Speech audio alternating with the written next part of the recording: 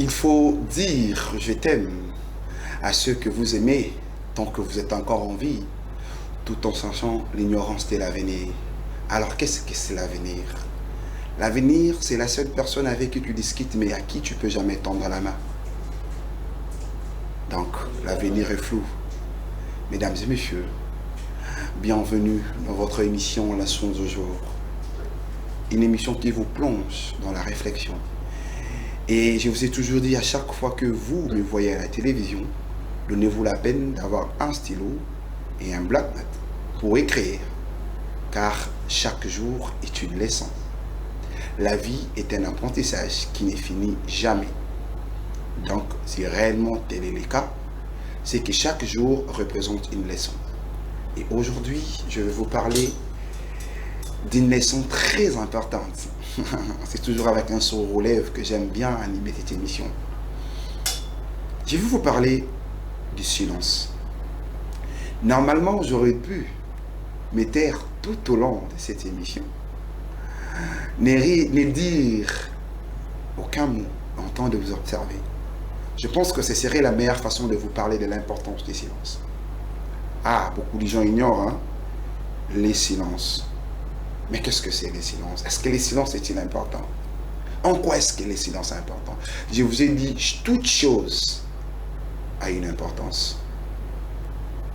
Chaque chose a une importance. Même la façon de regarder, le regard, la posture, la salutation, car tout est communication. Donc, dans cette émission, nous dévoilons le sens communicatif de chaque chose.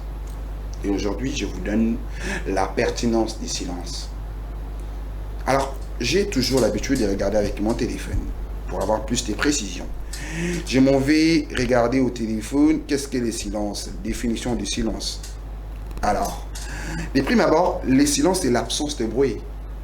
Or, il n'y a pas de bruit. Mais aussi c'est le fait de se taire, de ne plus faire de bruit. Par instruction, action de ne pas exprimer sa pensée oralement ou par écrit, fait de se taire. Absence de mention d'une chose, du manque de témoignage sur un sujet, de façon volontaire et de façon involontaire. C'est ça le silence. Mais est-ce que c'est vraiment important de ne pas parler face à une situation?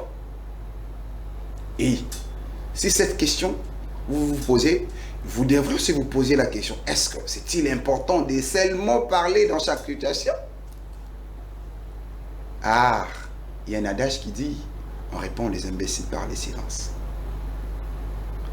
Des fois, le silence rend son interlocuteur ou son adversaire abasourdi ou fou. Vous savez, en communication, parce que je suis expert en communication, il est dangereux. La personne avec qui tu discutes ou ton interlocuteur, qui parle peu et qui t'observe le plus, souvent ça fait peur. Je parle à l'ingénieur Daniel Maloulou.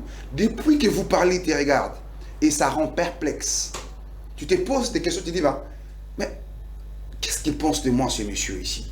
Imaginez-vous dans une conversation, tu parles à une fille, souvent des petits dragueurs qui aiment bien courtiser les filles d'autrui, que tu fais la cour à une fille, supposons le rond-point là-bas, arrête, qui ne te dit rien. Tu lui poses des questions, il ne te dit rien. Et ça rend perplexe. Et ceux qui parlent moins sont les personnes les plus compliquées. Le silence te permet ou permet à ce que les gens ne te maîtrisent pas. Voilà. Et ne pas répondre face à une accusation. C'est le fait d'accepter une réalité. Car dans le droit, on dit qui ne dit mot consent. Mais dans la réalité, on répond les imbéciles par les silences. Souvent, il y a certains silences qui résonnent plus que des cris. Ça fait mal. Et des fois, il faut rester silencieux. Souvent, il faut rester silencieux. Vous savez, quand quelqu'un te manque du respect, et que quand quelqu'un t'outrage, et que tu gardes silence, c'est une marque de pouvoir. C'est une marque de face.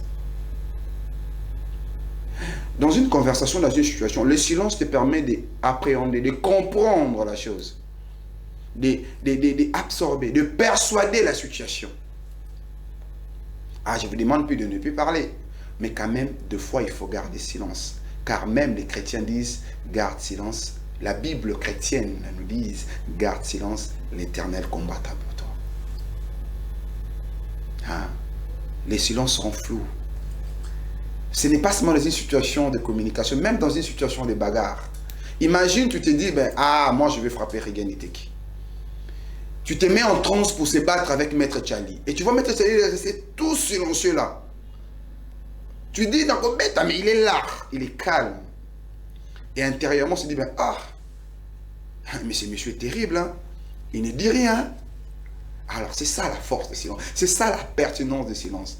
Et que dans certaines situations, le silence aussi nous permet de réfléchir.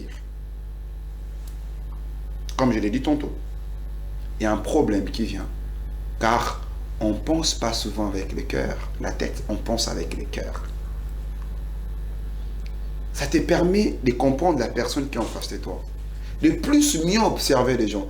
Et celui qui parle après un long silence a toujours des paroles persuasives, des paroles captivantes. Souvent, ceux qui sont plus silencieux, ils sont aussi plus précis. Car tu peux définir, tu peux donner la situation, tu peux limiter une situation avec 2 phrases ou 2 mots. Alors, des fois, il faut garder silence. Ça rend parfois la personne ridicule. La meilleure façon de rendre d'autres personnes ridicules, c'est le silence. La meilleure façon de saboter des gens, c'est aussi par le silence. Et la meilleure façon de respecter quelqu'un, c'est aussi par le silence. Parce que souvent, les grands n'ont besoin que du silence quand ils grognent sur nos parents.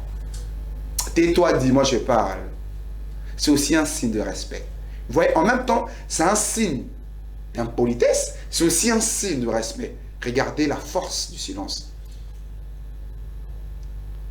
Le chef, ils aiment quand il parle, les subalternes puissent se taire, même pendant que ces derniers ont raison.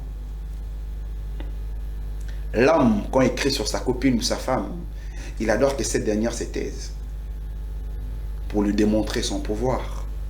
Et souvent, la femme, pour se débarrasser de l'homme, et s'il n'a pas besoin d'écouter ce que tu dis, il n'a pas le temps de te répondre. Car la personne qui n'a pas le temps de t'écouter, la personne qui n'a pas le temps de te répondre, c'est lui qui ne va pas te donner le temps de t'écouter. Soit tu vas garder silencieux, il t'observera, il te regardera, et peut-être c'est sur les gestes, ou à travers des gestes, qu'il va essayer de te répondre.